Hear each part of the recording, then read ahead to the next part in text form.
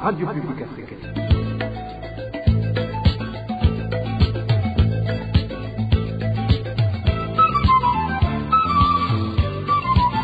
Radio Publique Africaine.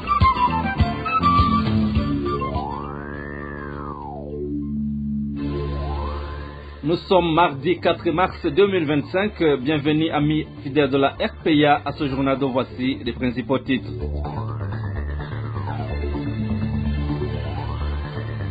Les politiciens qui participeront aux prochaines élections seront considérés comme des courtisans du parti au pouvoir. Propos de Tassé Sibomana, président du parti IPRONA, non reconnu par le pouvoir de Gitega, qui indique par la même occasion que ce n'est pas tout le monde qui fait foi à ces élections. L'application Egitoropass est de loin une solution pour faciliter la distribution du carburant. Pour les habitants de Bujumbura, la capitale économique, cette application rend difficile l'approvisionnement en carburant. Vous le suivrez dans ce journal. Dans ce journal, vous parlerons également des pluies mélangées de grêle qui se sont abattues sur la commune Nega de la province Kayanza, occasionnant ainsi la destruction des champs et maisons. Voilà pour le sommaire. Bien le bonsoir, mesdames et messieurs. Tout de suite, le développement.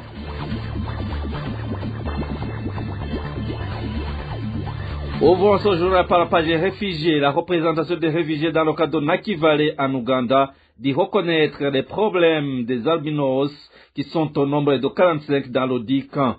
Toutefois, certains représentants de ces réfugiés qui se sont confiés à la RPA indiquent que le peu d'aide qui était disponible a été distribué au mois de février dernier à ces albinos via l'ONG Alight.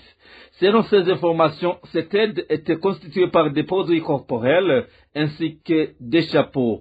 Les représentants des réfugiés dans le cas de Nakivale ajoutent qu'ils ne peuvent rien faire à part ça, mais qu'ils sont toujours en attente d'autres bienfaiteurs qui pourraient contribuer. À une page politique, les politiciens de l'opposition rapportent que tous ne font pas confiance aux élections qui seront organisées dans 3 mois. Tassé Sibomana, président du parti IPRONA, qui n'est pas reconnu par Gitega, l'a annoncé sur base de divers politiciens qui ont été écartés de la course, que le parti politique qui participera aux prochaines élections sera un courtisan du CNDD-FDD. Écoutez plutôt Tassé Sibomana. Il y a un environnement qui doit être là pour parler d'un processus électoral crédible. Crédible voulant résumer toutes les qualités d'un bon processus électoral. Or, parmi justement ces normes, il y a l'environnement légal, il y a l'environnement politico-sécuritaire, il y a l'observation des élections, mais si je me limitais à cela, il y a la préparation de ces élections par la CENI et ses démembrements. Vous avez senti que la CENI, telle qu'elle est composée à 95% par les membres du CNDD-FDD ou ses acolytes.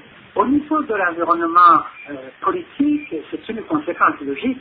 Quand on n'autorise pas les partis ou même les indépendants à entrer en compétition, ça veut dire qu'il n'y a pas d'objectif. Au niveau de l'environnement sécuritaire, ce n'est qu'un secret de polichinelle. Avec ce problème de manque de liberté intérieure, avec cette peur qui entre les autorités au premier degré et en conséquence qui entre le peuple dominé, est-ce que l'environnement sécuritaire est là pour garantir un processus électoral crédible? Je ne pense pas.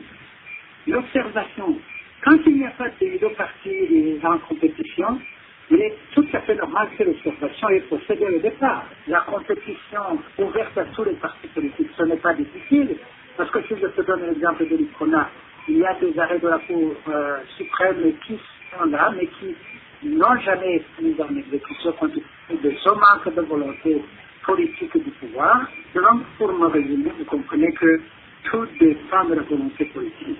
Parlons à présent gouvernance. La récolte du maïs collectée par le gouvernement burundais serait en très mauvais état suite à son conditionnement qui ne remplit pas les normes. Une situation qui inquiète même les parlementaires, comme ils l'ont fait savoir lors des questions orales tenues ce 27 février 2025. Pourtant, Gitega s'active pour collecter la prochaine production au moment où près de 60% de celles collectées se trouvent toujours dans les stocks en train de pourrir petit à petit. Josiane Muzaneza nous en dit plus. Comme vous le savez, quelqu'un peut concevoir un projet, mais il arrive que cela n'aboutisse pas au résultat escompté. Devant la chambre basse du Parlement burundais, le président Gelase Ndabirabe a reconnu l'échec de l'État pour ce qui est du projet de conservation de la production agricole du maïs. Résigné, il montre comment les stocks vont bientôt être débordés vu que les invendus dépassent de loin le stock déjà écoulé.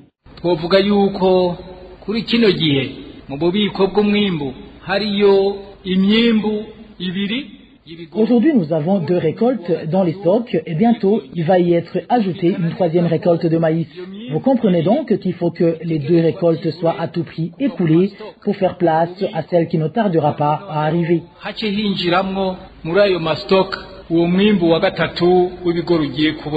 La présidente de la commission permanente chargée des questions de l'agriculture au sein de l'Assemblée nationale partage les mêmes inquiétudes. Selon le rapport fourni par la dite commission, presque toutes les provinces visitées, à savoir Bubanza, Cibitoke, Kayanza, Ngozi, Muyinga, Kirundo, Cankuzo, Ruyigi, Muramvya, Makamba, Rutana, Bururi, Karusi, Gitega et Mwaro ont un problème de hangar approprié pouvant bien assurer la conservation de la production collectée. Aho hose rero twahura bagenda baramenyesha intambamyi bagiye barahura mwegura n'ishingurwa ry'umwimbu. Partout où on est passé, on nous a fait savoir que les défis majeurs rencontrés sont la conservation et la commercialisation de ce maïs. Et surtout, ils ont évoqué l'insuffisance des stocks appropriés. Par exemple, on a constaté que certains sacs de maïs étaient conservés dans des salles de classe ou dans d'autres bâtiments qui ne sont pas outillés pour conserver ce maïs. C'est pour cela qu'ils ont demandé à ce que cette activité de collecte soit préparée longtemps à l'avance afin de parer à toute éventualité. Mais notez que dans les stocks, nous avons encore une très grande quantité d'invendus qui s'élève à 58,68%.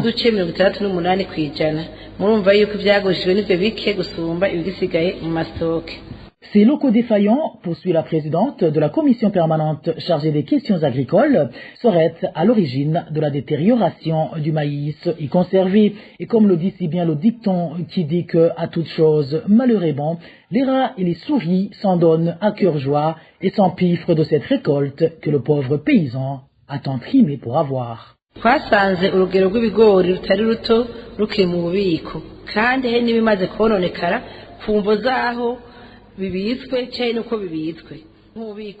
Nous avons constaté qu'il y a encore une très grande quantité de maïs encore dans les stocks et ce maïs commence à se détériorer suite aux mauvaises conditions de conservation. Le stock de l'Isabou par exemple a été envahi par des rats qui grignotent à longueur de journée les sacs.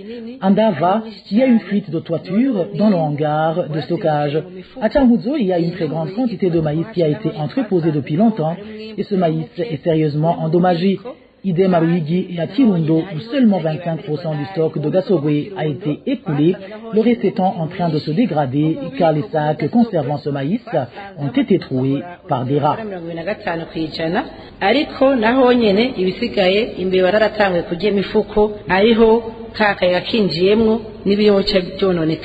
Ces stocks qui goûtent ou ces salles de classe qui servent d'entreposage pour ce maïs sont supposés être loués par le gouvernement et ce en termes de centaines de millions de francs burundais. Mais où va donc tout cet argent?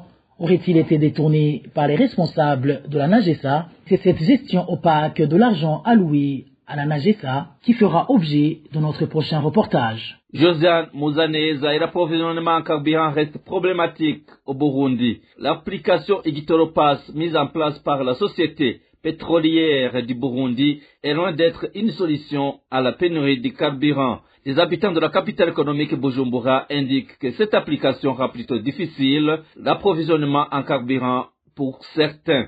Ils demandent aux autorités compétentes de trouver une solution durable à cette problématique qui ne fait que durer très longtemps. Les détails avec David Claude Mananayo.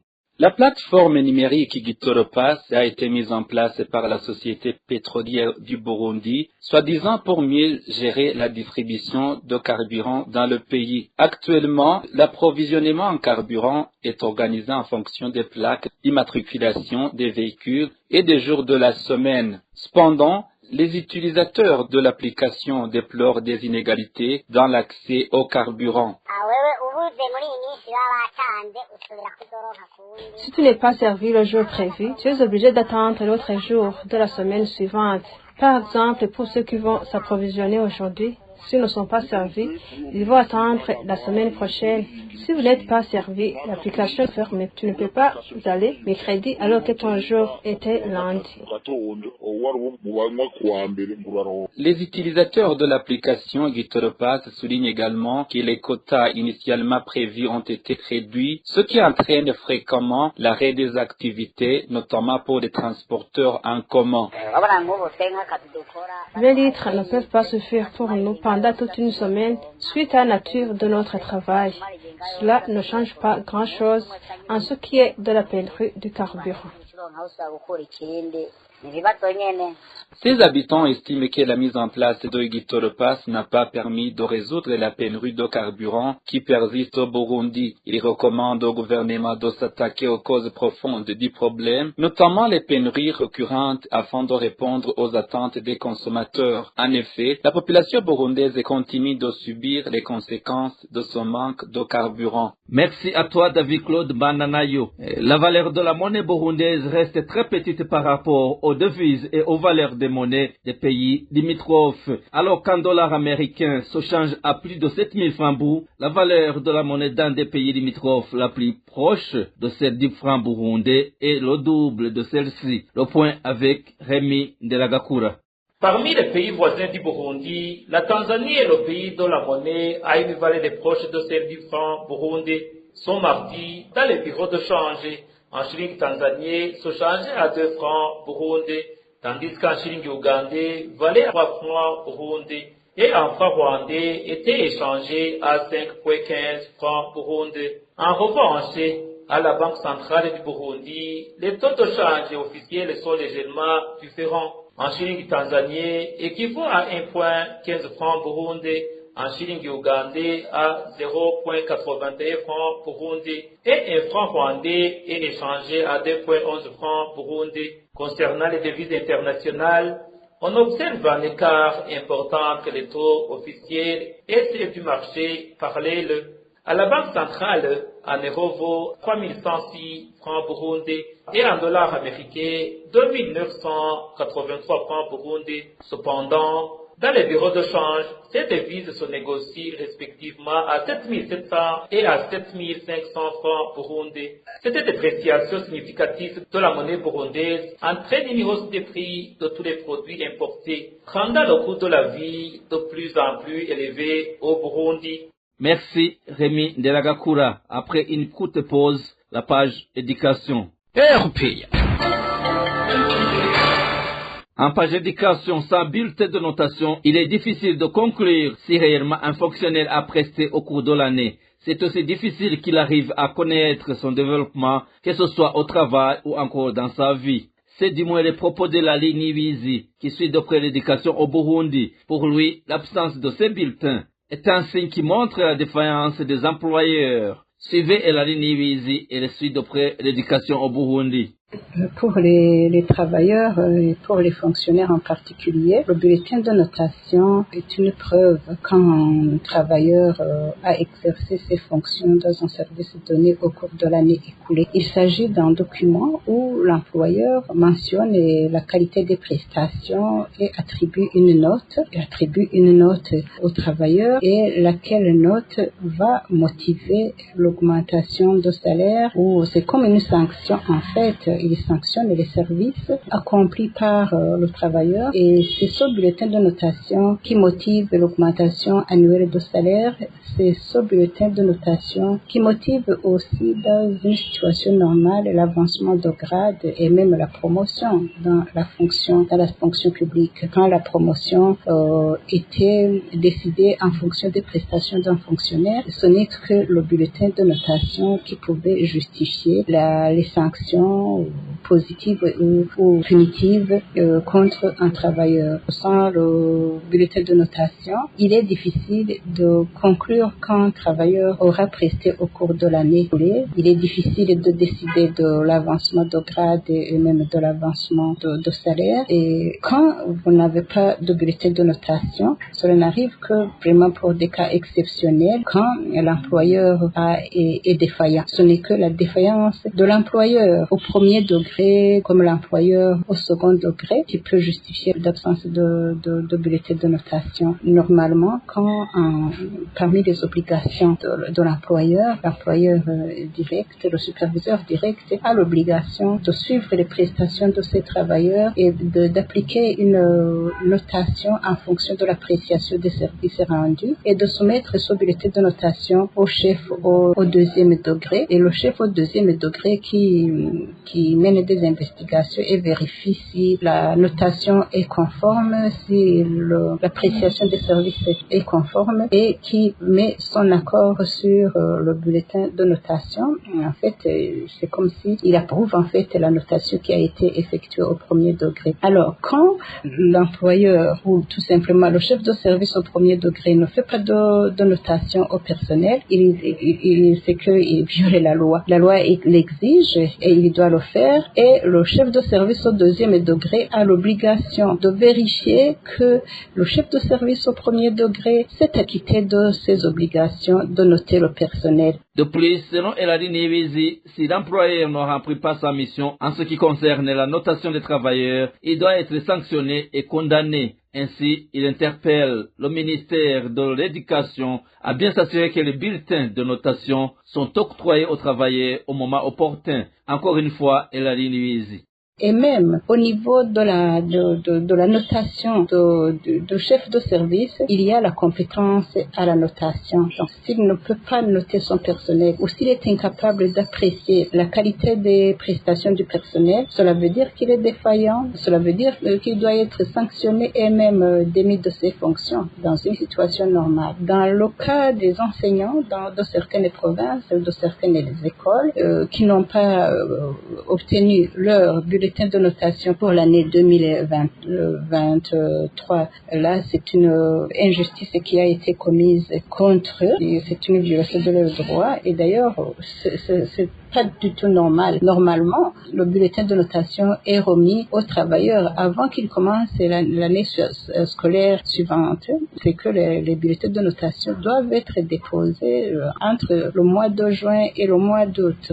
Si au mois de mars, les bulletins de notation ne sont pas encore distribués au personnel, ça c'est une lacune qui doit être comblée au plus vite. Mais aussi c'est une obligation aux travailleurs et à leurs syndicats de revendiquer et de dénoncer cette irrégularité. Et c'est aussi une façon de condamner ce personnel. Alors, s'ils n'ont pas bénéficié de leur bulletin de notation, je me demande est-ce qu'il en est de leur salaire, comment est-ce qu'ils ont décidé des salaires qu'ils doivent donner à ce personnel s'ils n'ont pas bénéficié de bulletin de notation. Où était le chef de service du second degré? Là, ce sont des questions que l'on peut se poser.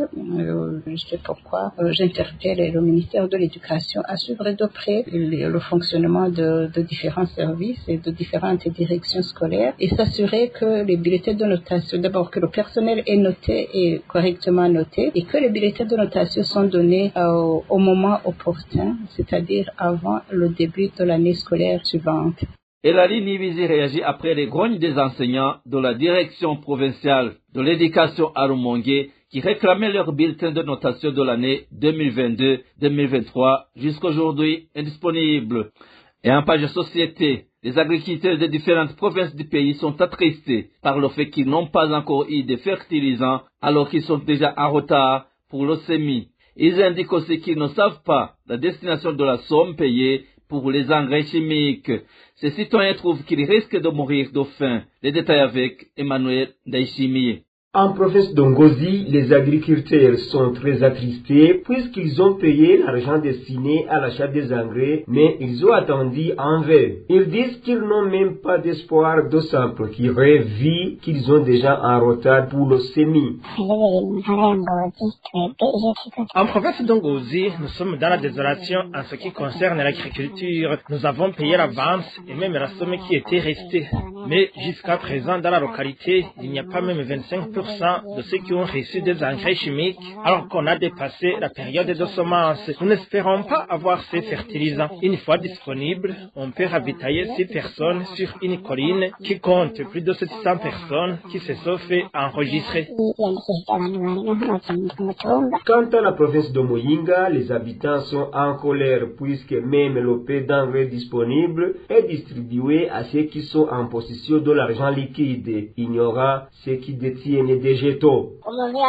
Imaginez-vous si vous avez payé une somme équivalente à un sac de fumier et que vous obtenez 7,5 kg seulement. Une autre chose, c'est que les engrais chimiques disponibles sont fournis à ceux qui payent cash. Même dans certaines boutiques, ils vendent ces fertilisants à 4 000 francs au kilo, alors que le prix officiel est de 2 500 francs seulement. Nous demandons que notre argent soit remis s'il n'y a pas réellement d'engrais. La situation présente ainsi même à Kayanza.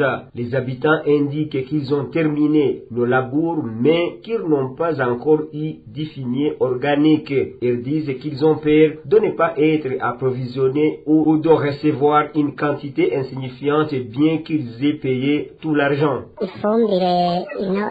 Ici chez nous, il n'y a pas d'engrais chimique. Nous sommes en retard pour le semis d'haricots. Des gens ont fini de labourer leurs champs, mais les fertilisants manquent toujours. Même en cas de disponibilité, ils nous donnent un sac ou un demi-sac. Avec une telle quantité, tu ne peux rien faire. Il va tout en chat de haricots. Des gens gardent toujours leurs jetons. C'est après que Prosper Dodico, ministre de l'Agriculture, Élevage et Environnement, est affamé devant les membres du Parlement que le problème de manque d'engrais chimiques est dû à la carence des devises. Pourtant, les administratifs ne cessent de sensibiliser la population pour payer de l'argent destiné à l'achat de l'engrais chimique. Emmanuel Ndaïchimiye, les voilà, chers auditeurs, c'est ce reportage que nous clôturons le journal en français de ce mardi 4 mars 2025. Merci pour votre aimable écoute. Merci également aux équipes rédactionnelles et techniques pour leur franche et parfaite collaboration. À la présentation de ce journal, vous étiez avec Clovis Nyonzima. Au revoir.